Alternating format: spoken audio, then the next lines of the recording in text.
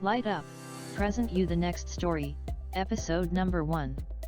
The story of giant Amazon and its journey, the great 26 years. The statement back in 1999 by Amazon founder. Hear what he said about Amazon. There's no guarantee that Amazon.com can be a successful company. What we're trying to do is very complicated, just 5 years after launching the online firm.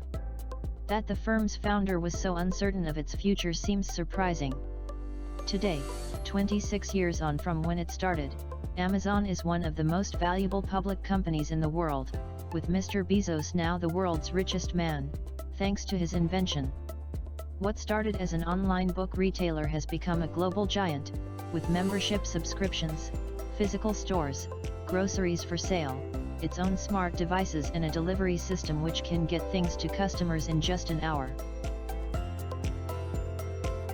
When was Amazon first started? Amazon, or more correctly Amazon.com, was first incorporated by Jeff Bezos in July of 1995. At the time, he was a Wall Street hedge fund executive. According to Business Insider, Amazon was originally to be called Cadabra, from abracadabra. But Bezos' lawyer advised him that the reference to magic might be a bit too obscure. Also, when people heard the name on the phone, they all too often heard cadaver instead, not ideal. So Bezos and his then-wife, Mackenzie Tuttle, started to register some domain names for their potential new venture.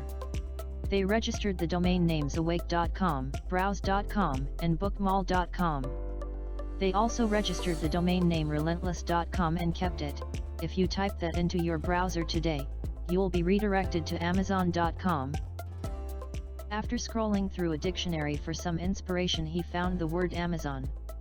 Jeff thought this was particularly fitting as he envisaged his online store becoming the biggest in the world, much like the Amazon is one of the biggest rivers on the planet.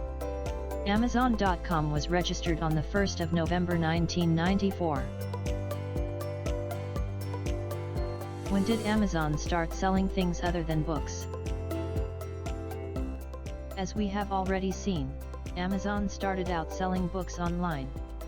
This was groundbreaking for the time and very few companies were providing the level of convenience that Amazon.com had to offer. But when did it start selling other products? After following Bezos' initial business plan, the company expanded into selling computer games and music in 1998.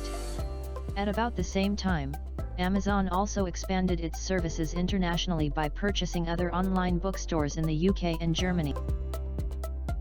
Amazon had further expanded into selling consumer electronics, video games, software, home improvement items, toys, games, and much more. By the mid-2000s, Amazon had launched its Amazon Web Services, AWS. This innovation fitted well with Bezos' initial ambition to make Amazon a tech company rather than an online retailer exclusively. By 2006, Amazon expanded its AWS portfolio with its Elastic Compute Cloud, EC2. This was followed up by their Simple Storage Service, S3, soon after. The company's expansion into digital services like EC2 and S3 would boost the company's revenues significantly. Today they remain the bulk of Amazon's income despite the enormous success of their retail divisions. 2007 saw the unveiling of the first Kindle e-readers. These relatively low-cost handheld tablets would reinvigorate the book market, and by 2012 the Kindle would constitute around 50% of all Android-operated tablet sales. The Kindle's success led to Amazon entering the book publishing market in 2011 with its Amazon Publishing Service.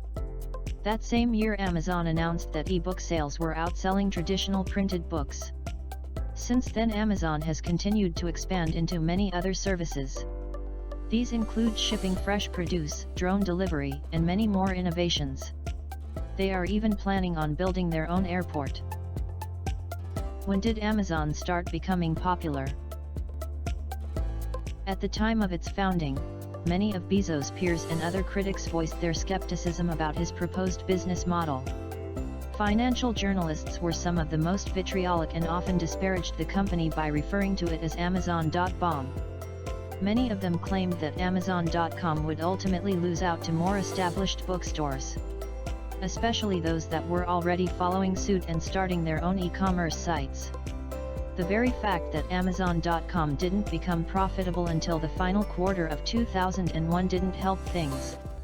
But Bezos stayed firm and dismissed his naysayers as people who simply didn't understand the potential for the business.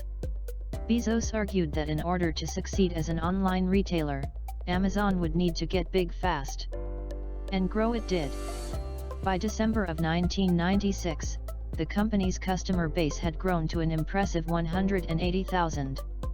By October of the following year, this figure had leaped to around 1 million registered accounts. Revenues had reached around $148 million in 1997, a significant jump from around $16 million in 1996. Up until this point, Amazon had remained a private company. But Bezos soon realized that to sustain the company's growth he would need more than just private investment. And so, in 1997, Amazon.com went public and managed to raise an eye-watering $54 million on the Nasdaq exchange. In addition to the cash, the company was able to use its high-flying stock to fund its aggressive growth and acquisition strategy. By 1998, Amazon's revenues had reached an impressive $600 million. What made Amazon so popular?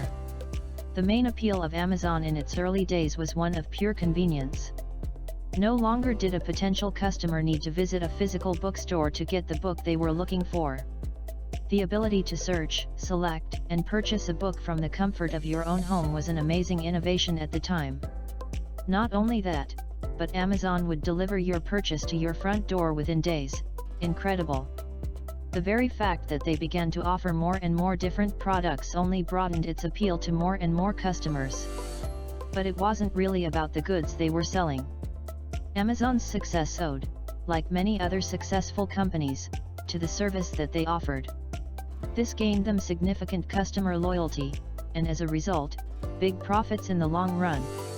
Another innovation Amazon made for its customers was its recommended product function.